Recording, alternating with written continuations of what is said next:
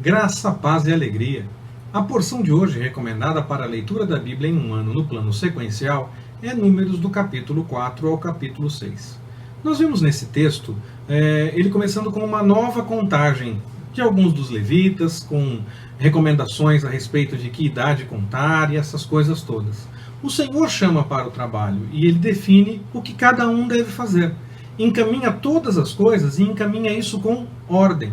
Não vemos um mais importante que o outro quando todos estão na obra, mas cada um tem a sua tarefa.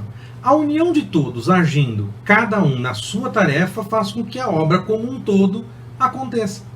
O exemplo do ofício dos levitas, a função de cada grupo, a responsabilidade de todas as outras tribos, tudo isso nos mostra que o Senhor gosta de organização e cooperação para que a sua obra seja realizada da melhor forma, com cada um cuidando da sua tarefa. A questão do leproso, que aparece mais uma vez no texto, nos mostra que a lei se preocupava muito com questões de saúde. O cuidado com o contato com o leproso aponta para isso, para um cuidado com relação à questão de saúde. No Novo Testamento, ao curar leprosos, Jesus tocou neles, se não em todos, em alguns que os evangelhos nos revelam. A impureza ao tocar o leproso aponta mais para uma preocupação com a saúde e evitar que o outro desenvolva a mesma doença, que para apenas a questão espiritual. Ou Jesus não teria tocado em leprosos.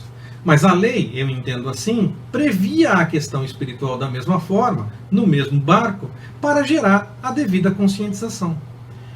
A preocupação com o próximo sempre aparece na lei também. Podemos até agir sem intenção e mesmo assim causar problemas para outra pessoa. Ou não tomarmos os devidos cuidados para ajudar quando está em nós a possibilidade de ajudar aquela pessoa. Quanto mais quando se faz de forma deliberada. Quando se faz sem intenção já é ruim, já pode causar problemas. Imagina quando se faz de forma deliberada. E aí a importância, o texto que nós lemos mostra a questão da restituição para mostrar a importância da conscientização, para dar algum tipo de compensação.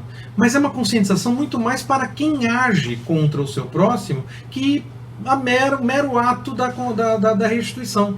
Porque mesmo que se faça todo o rito apresentado na lei, se pratique então a justiça com base no que a lei definia, dependendo do que aconteceu, nada repõe. Com qualquer restituição não repõe nada.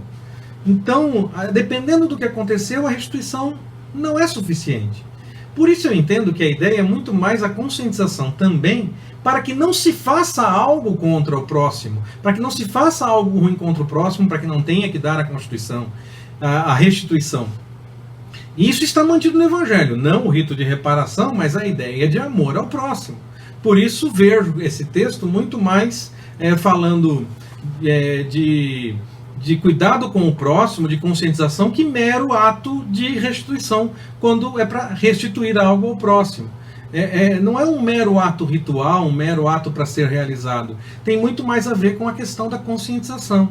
Os ritos, sim, eles existem, deviam ser observados, e Jesus cumpriu completamente aquilo que a lei definia em nosso lugar. Mas mais que mero rito a ser observado, mesmo durante o tempo da lei, o que o Senhor esperava era um compromisso de fato, de coração, com as coisas da vontade dele. A questão do ciúme que é falada nesse texto levanta alguns comentários. Que poder é esse que essa água tinha? Bom, eu penso que quem viu tantas coisas da parte do Senhor acontecendo de forma sobrenatural não questionaria esse tipo de coisa. Sabe que o Senhor pode agir em qualquer situação. E mais, aquela que realmente fosse culpada não a iria pagar para ver. Não iria correr o risco de ir até o final, já que ela sabia que as coisas realmente aconteciam quando o Senhor definia aquelas coisas, a forma como as coisas deveriam acontecer. Quando o Senhor dizia vai ser desse jeito, assim acontecia. De forma sobrenatural saía a água da rocha. Então o Senhor providenciava todas as coisas. As pessoas sabiam como o Senhor agia. Logo, as pessoas dificilmente iam pagar para ver se realmente ia acontecer alguma coisa. Se o Senhor falou que ia acontecer. Agora, é claro que se alguém resolvesse pagar para ver, o Senhor ia agir. Não era a água em si que iria fazer alguma coisa, mas o Senhor ia agir diante da ação e da verdade, cumprindo o que era combinado para aquele caso. Outra questão que se levanta dessa situação é que só a mulher era apresentada nessas situações. Sim, a sociedade era patriarcal e era dessa forma que as coisas aconteciam. Era assim que as coisas eram encaminhadas. Se aqueles dias acontecessem nos nossos, acredito que tanto homem como mulher seriam alvo dessa situação igualmente. Não mudaria o homem ser cabeça se ele tivesse que passar por uma situação dessas. Mesmo porque a função cabeça é uma função como qualquer outra que todos desempenham funções nos seus trabalhos. E se nós entendemos que não há uma questão de importância na função que se desempenha, mas que cada um tem realmente a sua função, que aquela é a função da pessoa e que ela tem que desempenhar aquela função, nós vamos entender que o cabeça muito mais tem que se preocupar em servir e cuidar do que em mandar. Então, não vejo nenhuma quebra se fosse para ser assim. Mas naqueles dias era de outra forma. Naqueles dias era diferente e só a mulher passava por isso. Assim nós temos que ver as coisas com as informações de como as coisas aconteciam naqueles dias. E não tentar achar erros com base no que nós temos hoje. A história já está posta, ela aconteceu dessa forma. Era tido como certo quando acontecia desse jeito, e é assim que nós vemos. Mas nós podemos fazer as devidas adaptações com base em algo que Jesus mesmo falou a respeito do divórcio, dizendo que o pai permitiu algumas coisas porque o coração era duro, mas que não era assim desde o princípio. Pelo menos vejo essa possibilidade de comparação em muitos casos com o que o tempo mostrou mudanças na sociedade, que a sociedade fez revisão de algumas coisas e quem sabe então o Senhor pudesse encaminhar as coisas de outra forma. Mas quando a sociedade era posta daquele jeito, o coração era duro daquele jeito, o Senhor encaminhou daquele jeito. E não é questão de estar certo ou estar errado, era desse jeito. A coisa não é comparada por certo ou errado. Era assim, e se o Senhor falou para fazer assim, errado não era.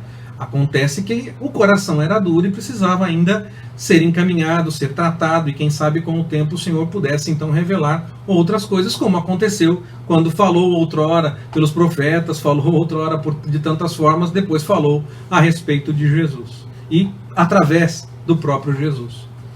O nazireu, que é falado nesse texto, era uma pessoa que estava dedicada ao serviço do Senhor e tinha um sinal claro dessa devoção. O seu cabelo, a sua alimentação, o cuidado a mais com a pureza em rituais e essas coisas todas.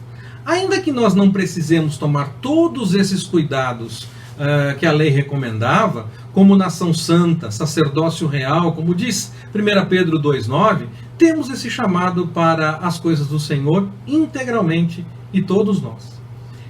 Ainda que nós façamos outras tarefas, ainda que não estejamos dedicados integralmente para o trabalho da obra, nós vivemos o Evangelho integralmente. Em todos os momentos nós devemos viver o Evangelho. Então nós somos chamados nação santa o tempo todo, ainda que nós façamos outras tarefas, desempenhemos outras atividades.